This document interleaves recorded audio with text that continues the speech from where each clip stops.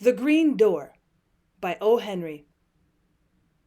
Suppose you should be walking down Broadway after dinner, with 10 minutes allotted to the consummation of your cigar while you're choosing between diverting tragedy and something serious in the way of vaudeville. Suddenly a hand is laid upon your arm. You turn to look into the thrilling eyes of a beautiful woman, wonderful in diamonds and Russian sables. She thrusts hurriedly into your hand an extremely hot buttered roll, flashes out a tiny pair of scissors, snips off the second button of your overcoat, meaningly ejaculates one word, parallelogram, and swiftly flies down a cross street, looking back fearfully over her shoulder. Well, that would be pure adventure. Would you accept it? Well, not you. You would flush with embarrassment. You would sheepishly drop the roll and continue down Broadway, fumbling feebly for the missing button. This you would do unless you are one of the blessed few in whom the pure spirit of adventure is not dead. True adventurers have never been plentiful. They who are set down in print as such have been mostly businessmen with newly invented methods. They've been out after the things they wanted: golden fleeces, holy grails, lady loves, treasure, crowns, and fame. A true adventurer goes forth aimless and uncalculating to meet and greet unknown fate. Well, a fine example was the prodigal son when he started back home. Half adventurers, brave and splendid figures have been numerous. From the Crusades to the Palisades, they have enriched the arts of history and fiction and the trade of historical fiction. But each of them had a prize to win, a goal to kick, an axe to grind, a race to run, a new thrust in tierce to deliver, a name to carve, a crow to pick. So they were not followers of true adventure. In the big city, the twin spirits romance and adventure are always abroad, seeking worthy wooers. As we roam the streets, they sly peep at us and challenge us in 20 different guises. Without knowing why, we look up suddenly to see in a window a face that seems to belong to our gallery of intimate portraits. In a sleeping thoroughfare, we hear a cry of agony and fear coming from an empty and shuttered house. Instead of at our familiar curb, a cab driver deposits us before a strange door, which one, with a smile, opens for us and bids us enter. A slip of paper, written upon, flutters down to our feet from the high lattices of chance. We exchange glances of instantaneous hate, affection, and fear with hurrying strangers in the passing crowds. A sudden douse of rain, and our umbrella may be sheltering the fall of the full moon and the first cousin of the sidereal system.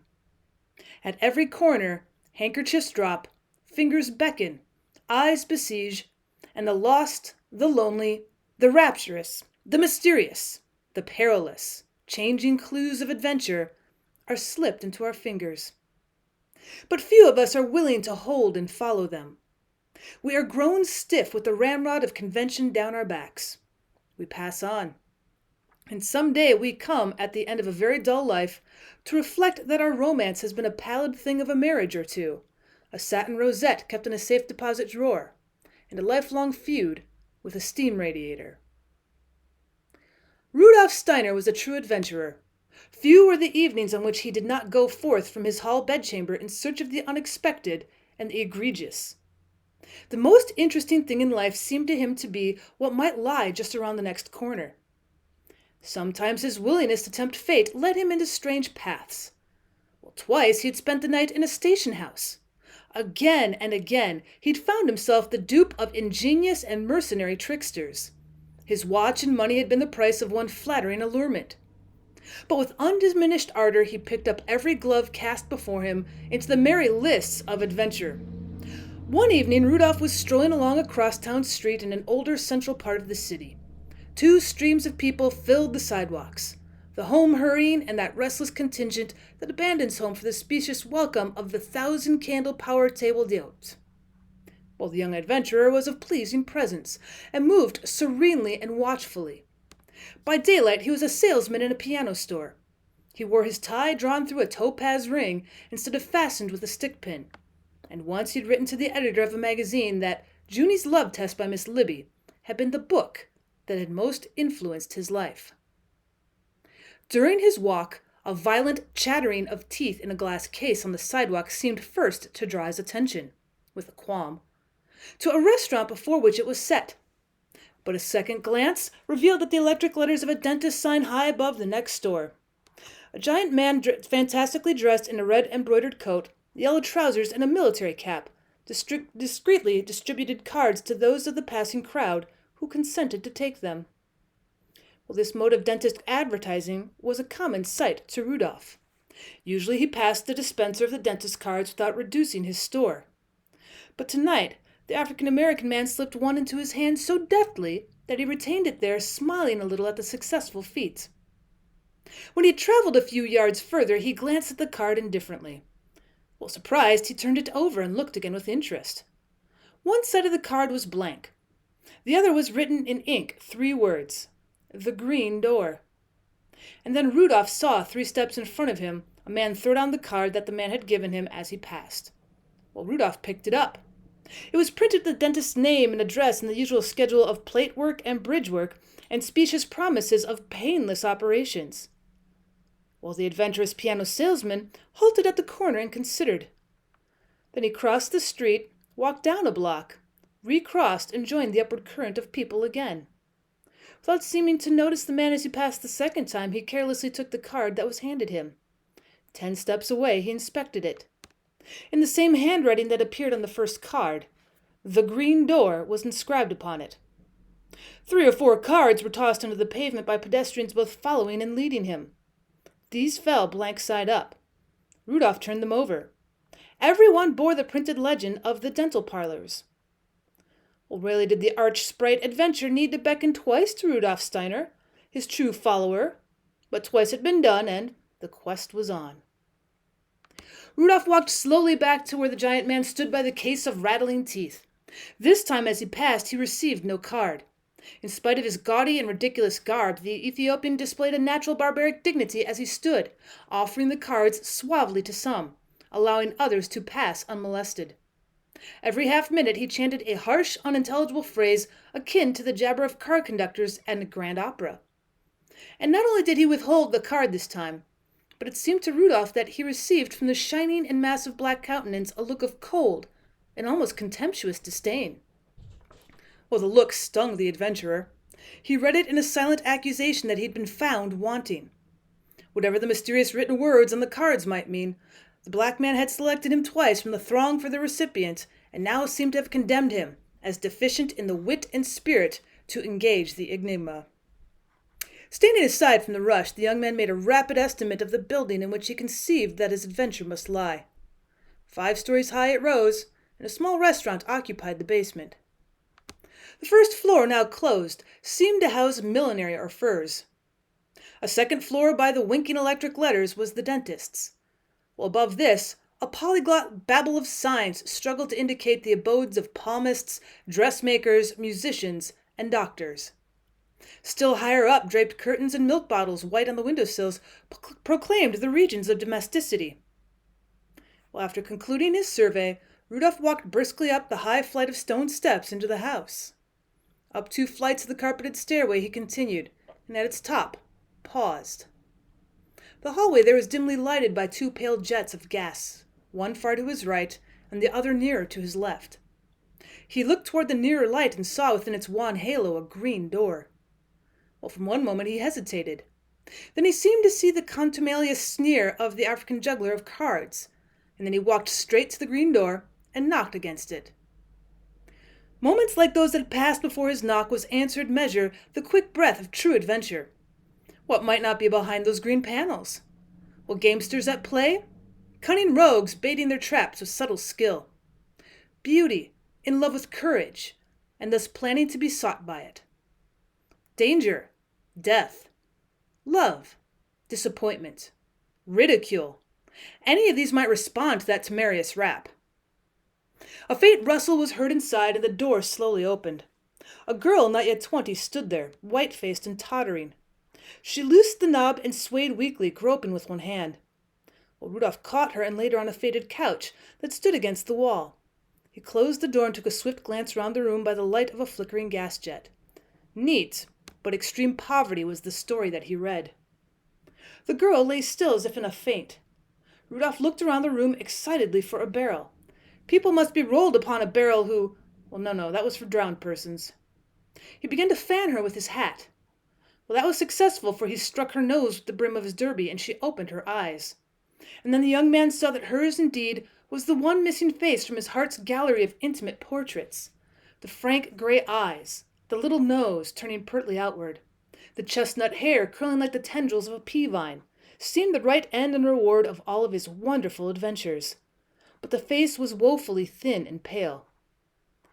The girl looked at him calmly, and then smiled. "Fainted, didn't I?" she asked weakly. "Well, who wouldn't? You try going without anything to eat for 3 days and see." "Oh, Himmel!" exclaimed Rudolph, jumping up. "Wait till I come back." We dashed out the green door and down the stairs. In 20 minutes he was back again, kicking at the door with his toe for her to open it. With both arms he hugged an array of wares from the grocery and the restaurant. On the table he laid them: bread and butter, cold meats, cakes, pies, pickles, oysters, a roasted chicken, a bottle of milk, and one of red-hot tea. "Well, this is ridiculous," said Rudolph blusteringly, "to go without eating. You must quit making election bets of this kind. Supper is ready." He helped her to a chair at the table and asked, "Is there a cup for the tea?" "Well, on the shelf by the window," she answered. When he turned again with the cup, he saw her with eyes shining rapturously, beginning upon a huge dill pickle that she had rooted out from the paper bags with a woman's unerring instinct. He took it from her laughingly and poured the cup full of milk. "Drink that first," he ordered, "and then you shall have some tea and then a chicken wing. If you're very good, you shall have a pickle tomorrow.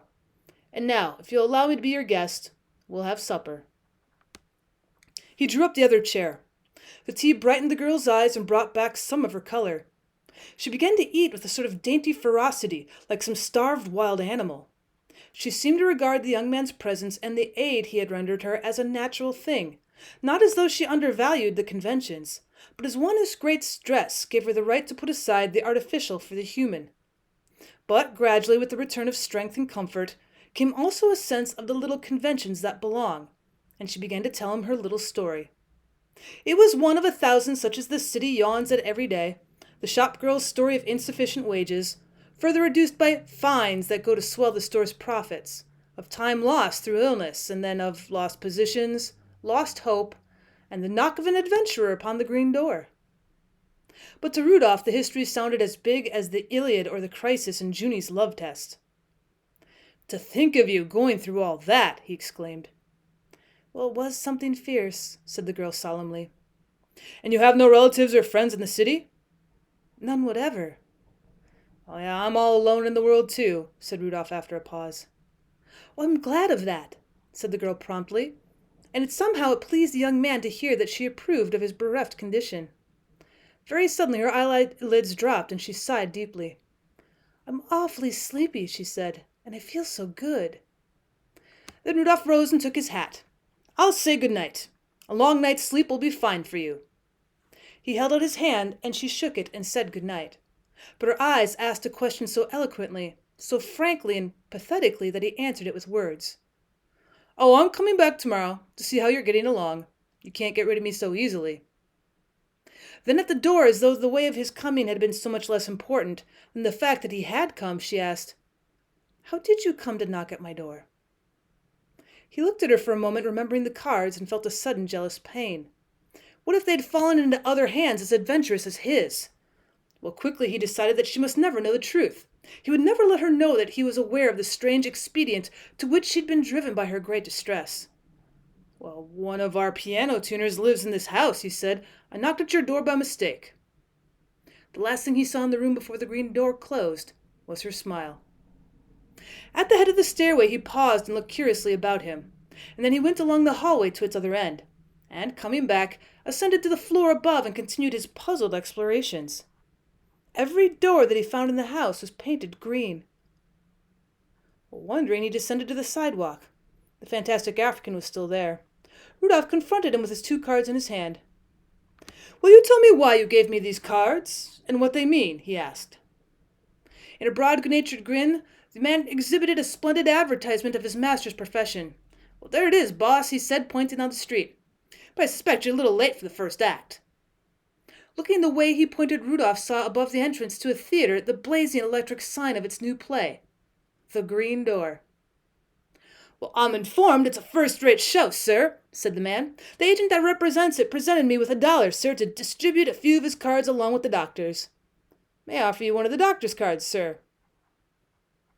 At the corner of the block in which he lived, Rudolph stopped for a glass of beer and a cigar.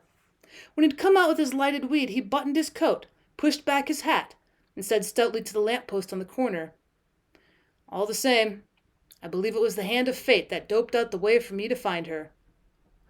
Which conclusion, under the circumstances, certainly admits Rudolph Steiner to the ranks of the true followers of romance and adventure.